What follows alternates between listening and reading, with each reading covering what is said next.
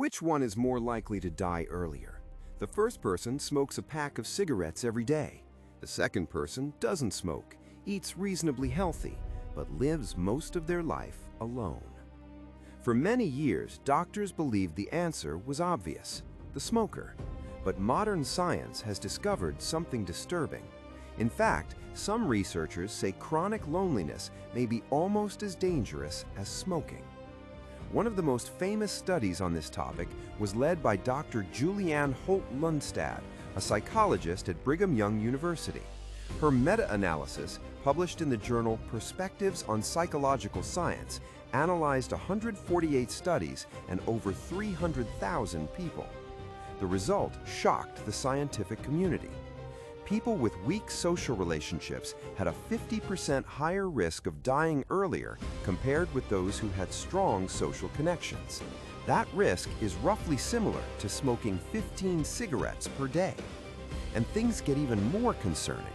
In 2025, researchers analyzing cancer patients found that loneliness was associated with a 34% higher risk of death. That study was published in the respected medical journal BMJ Oncology and analyzed data from over 1.6 million patients. So today, we're going to answer 3 questions: why loneliness is so dangerous to the body, what loneliness actually does to your brain, and most importantly, what science says we can do about it. Because loneliness isn't just a feeling, it's becoming one of the biggest health risks of modern life.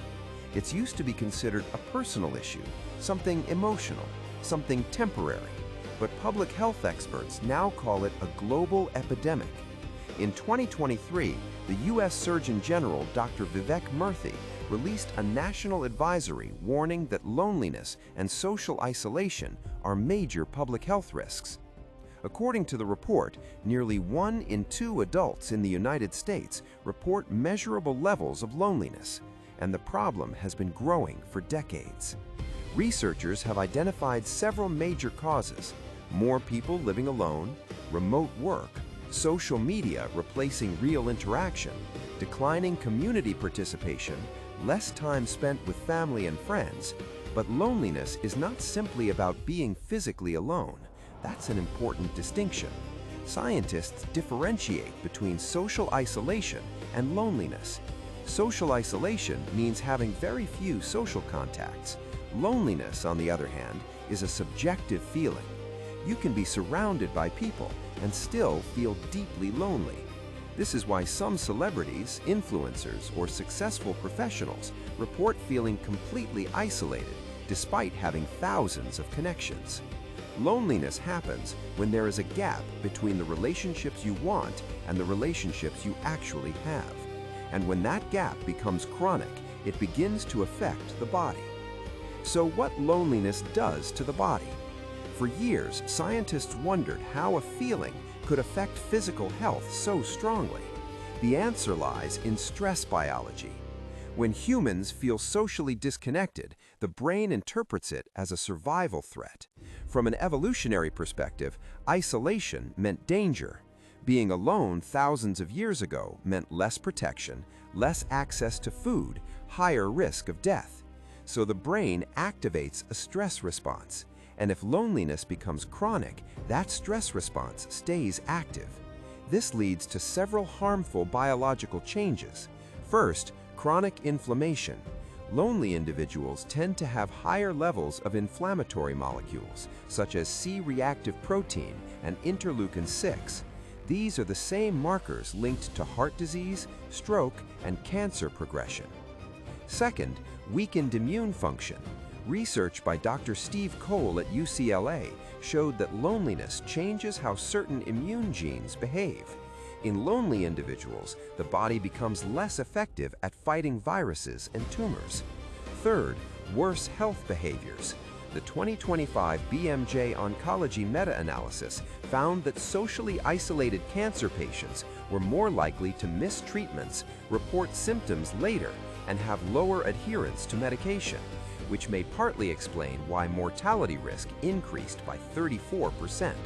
So loneliness is not just psychological, it is physiological. So how loneliness changes the brain? Brain imaging studies have started revealing something fascinating. Loneliness actually changes how the brain processes social experiences.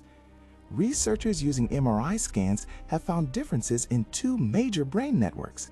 The first is called the default mode network. This network activates when we think about ourselves, our identity, and our relationships with other people. The second is the frontal parietal network, which helps regulate attention and decision-making. In chronically lonely individuals, these networks appear to process social information differently. Social interactions may feel less rewarding or even stressful, which can create a vicious cycle. Loneliness leads to withdrawal. Withdrawal leads to fewer interactions.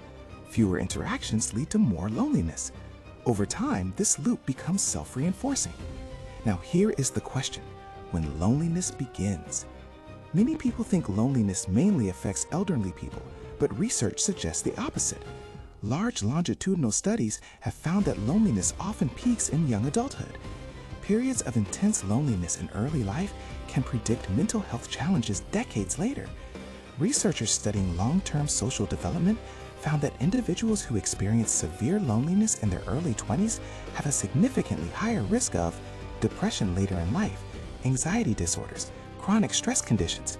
So loneliness doesn't suddenly appear in old age. It often begins much earlier. So what actually helps?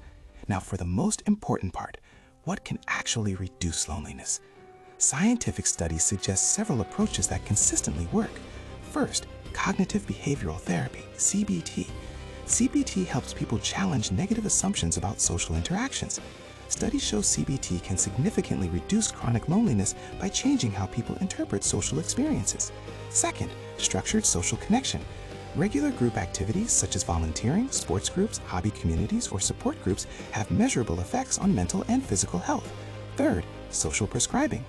This is an emerging medical approach where doctors prescribe social activity. Instead of medication alone, patients may be referred to community programs, clubs, or volunteering opportunities. So, is loneliness dangerous? The evidence says yes. Chronic loneliness can affect the brain, the immune system, stress hormones, and even mortality risk. But loneliness is also something we can change. Human beings evolved to connect, and sometimes the most powerful health intervention isn't a drug. It's simply another human being, a conversation, a shared moment, a relationship. Because connection isn't just good for happiness, it's essential for survival. But loneliness isn't the only thing that can affect your mental health. There's another system in your body that might secretly control your mood, your gut.